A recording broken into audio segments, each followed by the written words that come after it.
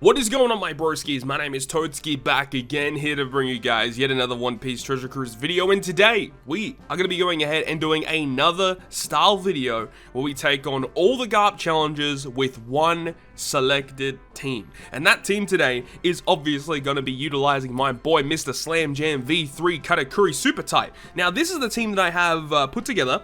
Now, in terms of the support characters, definitely the most important one is Guild Tesoro on Baccarat. If you don't have it, I don't think it matters too much, but it definitely makes a big difference. Having a 3x chain lock that you can just generate off the cuff is insanely useful to have. And then another one that I have that's relatively good is Legend Cracker attached to Katakuri, because on the Whitebeard challenge against the Vistra and Marco stage, we can remove that chain lock and then we get given a huge chain boost on that stage. So that's a nice to have. It's not necessarily needed because Baccarat can remove the debuff anyway, but it just means that you'll be getting a chain boost, which means that, you know, the orbs that you get on that stage doesn't really matter that much. It depends, you know, you could actually use the ship special to lock your orbs. It just depends on what you want to do. And yeah, as you can see, we are using the Megalo ship for increased damage reduction effects, which is very, very good to have. But other than that, there's no real key support units. Everyone else is just, it is what it is, really. And then also with Iron, she is maxed out, so she has double special activation. Also having your bottom row characters with Baccarat and Rayleigh having their max orb bind resistance, or at least resisting up to 5 turns of orb bind, is going to be really, really good for the Whitebeard challenge. Probably not necessarily needed either, but definitely makes a big difference. So that's it for the team composition, but without further ado, let's go ahead and get into the video. So of course we're going to be starting off with Doflamingo challenge number 1. So the main thing that I needed in this team was characters that removed paralysis and a character that removed the despair, which is the main 2 debuffs that you're going to be seeing in this particular fight.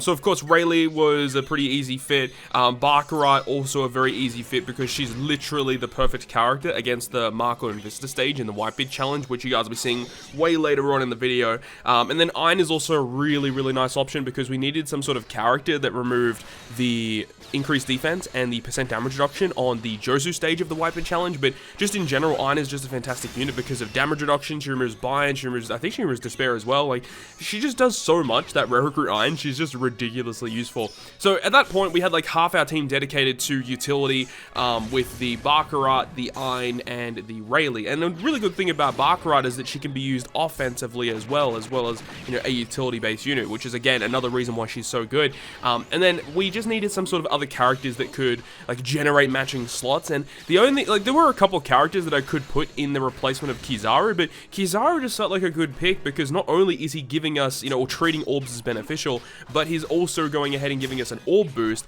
and he's also going ahead and reducing a character's cooldown, so it means that our runs are going to be a little bit faster because you don't have to like stall for certain cooldowns, right? So that Kizaru just felt like a really good pick, and he worked out a lot. Like, Kizaru is a phenomenal free-to-play unit, so if you haven't maxed him out yet, make sure you go ahead and do so. This stage you saw right here, where it has like those 6 enemies, that's a very annoying stage. You can literally just RNG die there because, you know, all the cooldowns are really low. But luckily, you know, with Iron, we can reduce some of that damage there, which is really good, which is why we use her. We just use it for the damage reduction, which is very good. And then against Bato here, we actually get really lucky with our orbs. Even if we didn't get like super lucky, it wouldn't be that big of a problem. There was actually a run that I did just to trial out this team, and it actually got to this stage and I was at full HP. Like, it just depends on how the previous stage goes, but like, if you enter this stage with full HP, you can literally like tank 3 hits from this guy. It's not a big problem. But if you're at this point here where you are really low HP when you enter the Bato stage, you basically need to kill him in 2 turns, which is unfortunate. Unless if you get like lots of recovery orbs, you can heal yourself back, but just in general, it can be a little bit of a problem. This stage here is no problem whatsoever against Treble, as long as your specials are ready. Baccarat removes the paralysis, she gives us an orb boost, she actually kills the back row characters, which is awesome, and then we can use the super type and the special of Katakuri, and it's just GG. And then the final stage, again, super type and special of Katakuri, we've got the Colosseum Kizaru to generate some matching slots for us, as well as giving us an orb boost, and it's basically just GG at this point. So we'll go ahead and leave you guys with the rest of this clip, and we'll talk more once we get to the next challenge.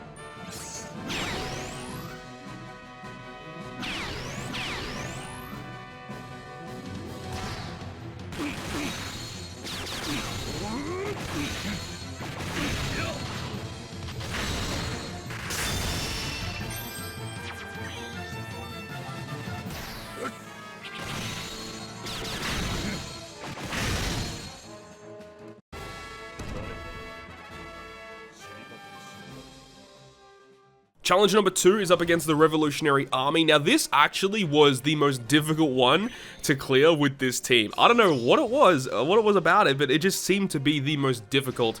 But it wasn't overly bad, but like there were a couple times where I just died because like I healed above 50%, then I took a hit, and obviously if you're above 50% with Katakuri, you're not getting your damage reduction. So yeah, that was a little bit of a problem.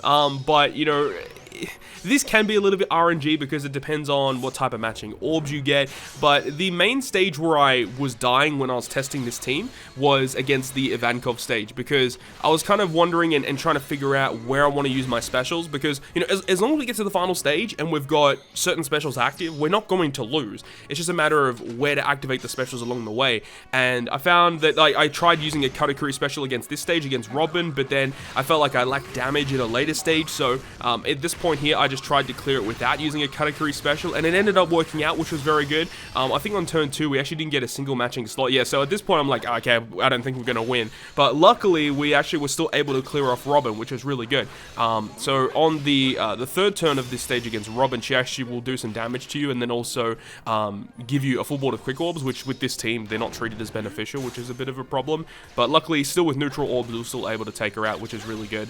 And that was only with the 4 times captain still, because we're above 50% at this point. So yeah, relatively lucky that we're still able to clear her there.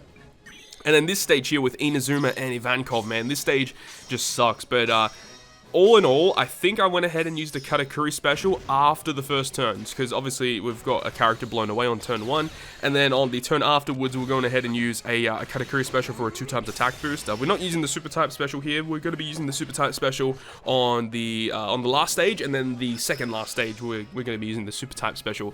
So with this, we have enough damage to clear off Inazuma. If we actually got a couple of matching orbs here, I feel like we could probably clear both of them off in the same turn. But at the same time, you do want to ensure that, you know, your specials are ready by the time you need them. Like Katakuri special, you can see, you know, because we use the Katakuri special, his cooldown is now reset. So we need to make sure that, you know, we have his cooldown ready to go. I believe I actually used a Kizaru special on the stage against Morley. And you can see with this stage right here, right as we're about to clear, I don't know if we had enough damage, but if we didn't get like those specific matching slots, I don't think we would have actually killed Ivankov on that stage. But as I said, in the turn we used Katakuri, if we got like 1 or 2 matching orbs there, like Ivankov was going to get close to death anyway. So it just, you know, as long as you get 1 matching orb in one of those 2 turns, you should be okay. And then against the Morley stage here, we're just going to stall 1 turn just so we get rid of the barrier. Once the barrier is gone, then we can use Kizaru to generate some slots and give us an orb boost.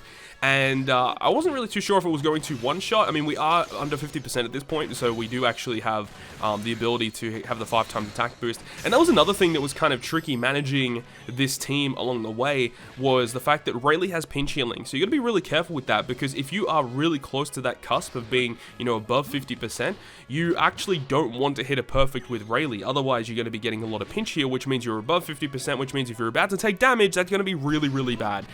So you do have to be very careful and very mindful about where your HP is and ensuring that you hit perfects when you need to, because if you do not need to hit a perfect with Rayleigh, make sure not to do it. Otherwise, you're probably just going to die, right? So you got to be very, very careful with that.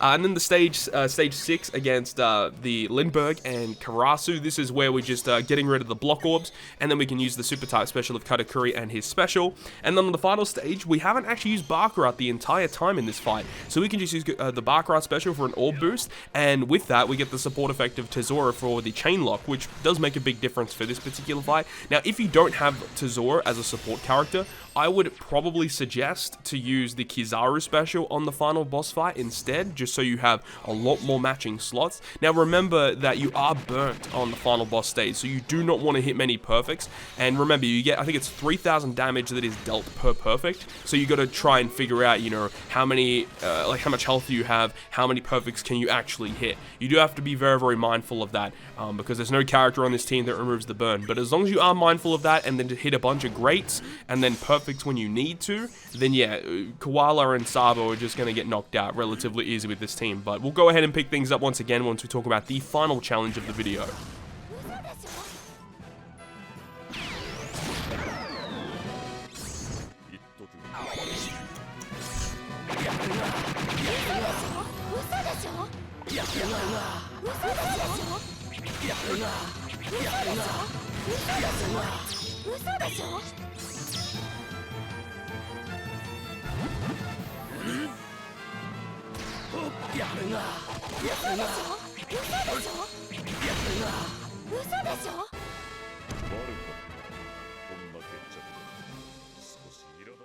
The final challenge of this video is against Whitebeard, of course. Now, this team actually destroyed this. This was very easy, honestly. This was the easiest of the dungeons to clear, and I felt it's just because like the characters on this team are literally made for this fight. Like, Ein is really good for the Jozu stage, Barkrat's really good for stage 2, and also against Vista and Marco. Rayleigh is actually not needed for this particular fight, so what we can do is once we're up against the Ezo stage, which I know a lot of people really hate, it's probably the most difficult stage in this fight, because essentially once you get to that point, it's like if you beat the Ezo stage in most teams, you're just going to win from there, because you know sometimes cooldowns can kind of screw you over. But one of the really cool things is because we don't need Rayleigh in this fight, we can literally just use the Rayleigh special on the Ezo stage, and because they have a poison immunity and not a delay immunity, we can actually just delay them for one turn. So it gives us an additional turn to kill off the characters, so we don't have to use an offensive special to boost our damage, which makes it a lot easier, for sure, easily. And then of course, because we only need Ein once in this fight against the Jozu stage to remove the defensive effects and stuff, we can actually use an Ein special on the Fossa stage with Ezo, right? So we can actually just take additional turns if we need it, which is really good. So pretty cool. And then against this stage here with the Haruta, the Atmos, and the Rakuyo, I was hoping to kill Atmos in one turn, but it didn't really matter anyway because we have enough recovery bind resistance to completely resist the recovery bind that was going to be inflicted, which is pretty good. And of course, by taking the hit from Atmos, it actually did get us below 30%, so we have our super tight special ready to go, which is pretty dope. And I actually wanted to kill Haruta on the first turn, on that turn there, but unfortunately I kind of screwed up my attack, so it didn't even matter at the end of the day. And then of course we got this stage here with the Speed Jiro, Ezo, and Fossa, and as I said, this stage is typically one of the most scariest stages in this fight, but because Rayleigh is not needed in this fight, we can just use his special there, which is really, really good. So we get just an additional turn to do as much damage as we possibly can. And then this is where Cracker special, or Cracker support, sorry, will come into play in this fight. So the Vista and Marco stage is where that will come into play, because we get inflicted with 3 turns of paralysis, 3 turns of attack down, and 3 turns of chain lock. Now, because the support effect will activate, it gets rid of that chain lock, and we'll get a 0.7 chain boost to replace that. And then we have Barkrat special, which even if you didn't have the Cracker support effect, the Barkrat special removes chain lock anyways, but just with that, it means that on that stage, we'll have a 1.75 orb boost, we remove all the debuffs, and we'll have a 0.7 chain boost. Now, the 0.7 chain boost is a pretty big deal, right? So if you don't have the Cracker, I don't think it's going to be the end of the world, but I feel like you want to try and have some matching slots so that the Barkrat orb boost makes a big difference. So I would say to try and generate some orbs here. So as you see, we are taking a little bit of time to stall against Fossa. So what you can do is like try and generate some matching slots so that when you carry them into the Jozu stage, you can lock them with the ship special. And then that means that when you kill Jozu and move on to the next stage, you will have a pretty good amount of matching orbs. And then the Barkrat special makes a big difference there. So that's what I would suggest. And then also, as I said at the very, very start of the video when we were doing the team comp, make sure that your orb binding or all slot bind resistance characters are on the bottom row. Unfortunately, Katakuri doesn't have slot bind resistance, so he on the final stage is going to be borderline useless. I mean, his special ability and super type special obviously really good, but he himself is not doing that much damage because he is slot binded. But luckily for us, both Barkrat and Rayleigh both have that, so we can remove that and then use the Kizaru special to generate some matching slots and give us the 2x orb boost. So on the final stage, once again, it's a 2x orb boost, 2 times conditional attack boost against delayed enemies because of the super type, and then the 2 times attack with the Katakuri as well. And that is definitely enough damage in order to take down the Ace and the Whitebeard in one turn, which is pretty dope. So anyways, that is going to wrap up this video today. It's really awesome that, you know, we're able to build a team with all 3 of the super type characters. Unfortunately, I didn't pull Sabo. If I did pull Sabo, I would try and figure a team out that's able to clear it, because I think it'd be super interesting. But it's really awesome that we built a team with the new super type Katakuri, Blackbeard, and with Luffy that's able to clear all of the challenges without changing any team characters, which is pretty awesome, right? So hopefully you guys enjoyed this video today, and if you guys did enjoy it, make sure you go ahead and leave a like. And if you want to stay up to date with all the content that I post on my channel, including more One Piece Treasure Cruise content, make sure to hit the subscribe button down below. But other than that, guys, I'll see you guys within the next video.